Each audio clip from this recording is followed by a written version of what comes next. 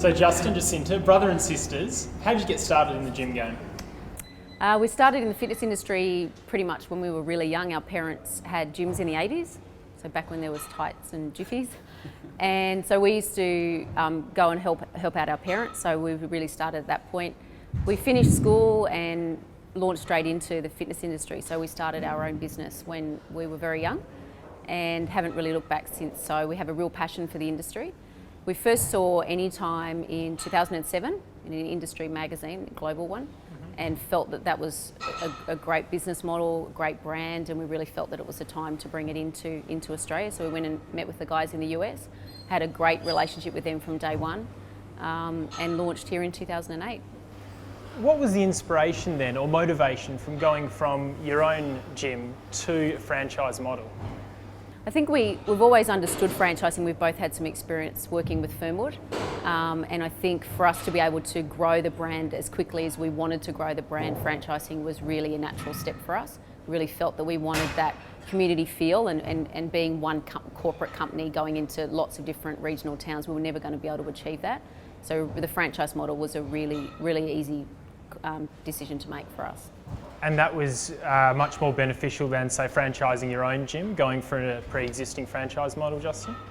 Yeah, definitely. I think the US had really taken a model with the 24-hour access, developed that technology from a security point of view as well. So we could have worked on that ourselves, but obviously there's a cost in time and learning. So buying the master franchise rights and the product has enabled us to grow much faster and learn from their mistakes as well. Everything happens much faster over there, so we just travel over, watch what they do, and then go, okay, we'll do most of that and tweak the few things they've not done so well. So it's been a definite help.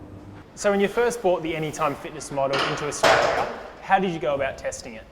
Obviously we looked at it in the US. We travelled from Minneapolis to Chicago, and we took our little key fob and went into as many clubs as we could to make sure the product worked. We chatted to franchisees and members as well. So we looked at that, then we looked at the Australian marketplace, and we thought things could fly here. Then we tested our clubs in regional towns, so that was our first sort of step into the market. So Gunnedah, Wodonga and Muswellbrook were our first 3 clubs.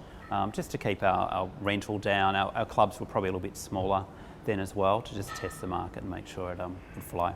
So Jacinta, why regional areas in particular to test the model? I think testing it there really enabled us to minimise the risk in terms of launching the brand. The rents are obviously a little bit lower, enabled us to get in and really get a feel for whether this was going to work regionally before we jumped into the metro market. So that did work really well. We started in Gunnedah, Muswellbrook, Wodonga and Victoria, so they were really 3 really good test markets for us, and it did transpire into the metro markets really well after that. Was it a pretty seamless transition then to make from regional gyms to metro ones? Yeah, it was. The major difference that we do see from regional into the metro markets is really just the male to female split slightly different.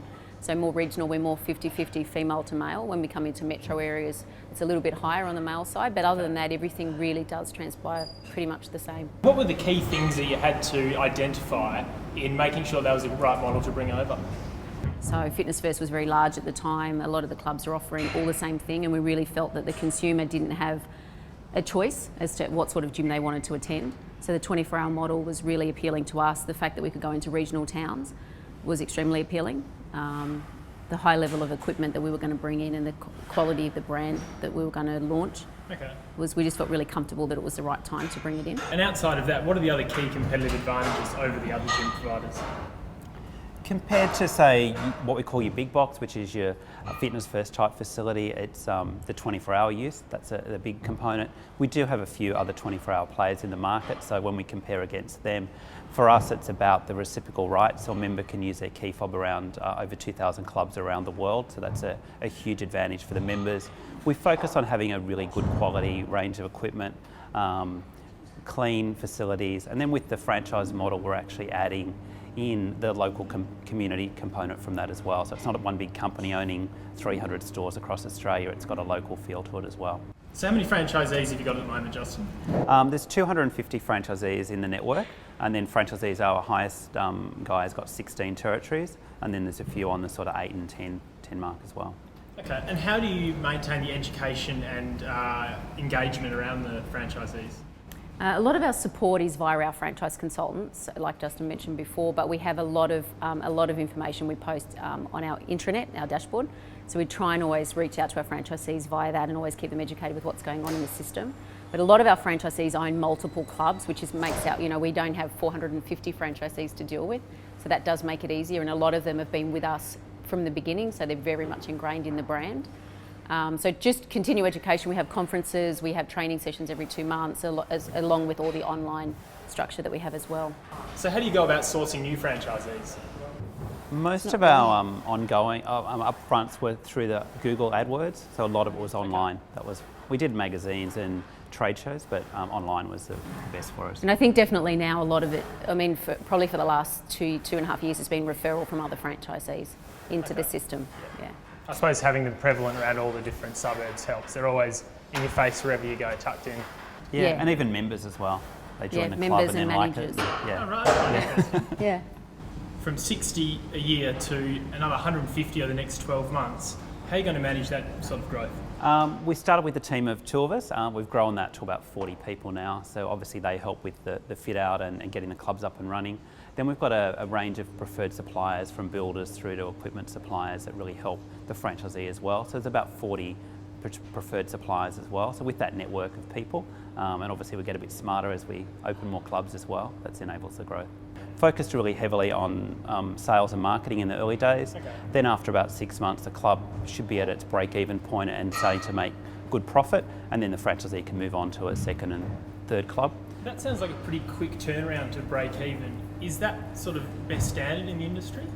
I think that's definitely above best standard in the industry to be able to achieve that, and I think that a lot of the success of our brand is the fact that they can achieve that, and they can go into owning the second or third franchise relatively quickly. So that's, I think, the appeal to a lot of our franchisees, is they can own a number of these because of the low staff model, also because of the low break-even point that they can achieve. Okay. So I think it's definitely better than standard within the fitness industry.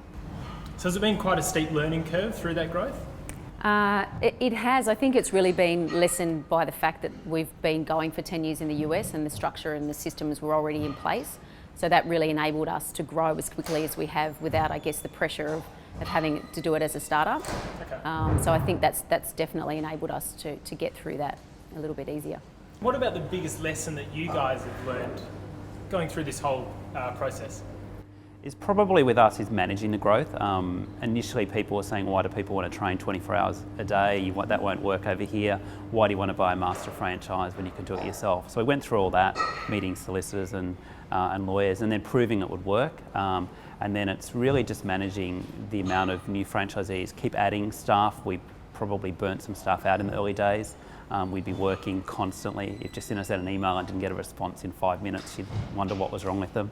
So you haven't burnt yourselves out over that time then? I think we're managing that better now, Yeah. and we're probably recruiting staff that we require. So early on we did keep evolving the business. We moved offices about 5 times, so Right. constant evolution. Okay. And Jacinta, did you have any prior business experience to draw on? Only the clubs that we were running ourselves, so nothing definitely of this scale. But I mean, we've always had staff, managing staff. We've always had to do that. So, but I think between the 2 of us, we know what our strengths are. So we were able to really just work on what they were, and then bring staff in as we've needed them. So only the clubs that you definitely industry experience and some franchising experience within Fernwood as well. And So we've had to draw on that.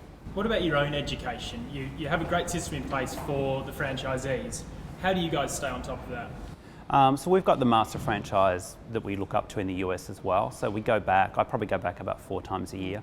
They do master conferences twice a year. And then there's international fitness conventions, also the franchising industry over here as well. So a lot of industry learning from that point of view.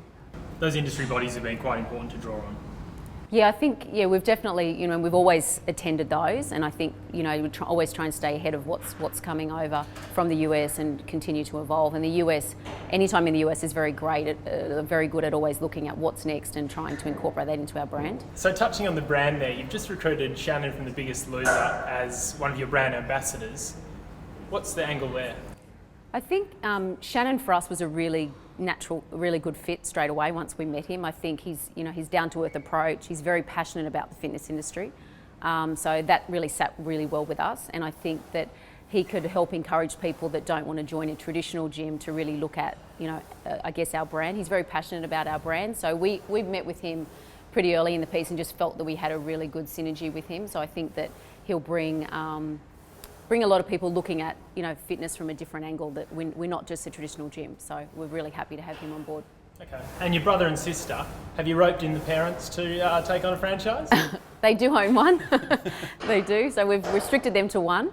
But yeah, they're definitely in the system. No, that's fantastic. What about the future for Anytime Fitness? What does it hold? The future, we're really looking at continuing. We're the biggest health club chain in Australia, so maintaining that. Really looking at evolving the products. We're going into probably a little bit larger facilities at the moment. We've got a product which is in probably a third of our clubs called Fitness on Request, which is a virtual group exercise. So really looking at that and some small group training. So evolving the product. The US also are moving into some newer design schemes, so we'll be evolving fresher looking clubs. So every 4 to 5 years a club is made to refresh. So keeping the product fresh from that point of view. Got a big marketing team, so just keeping ahead of the where we're moving to.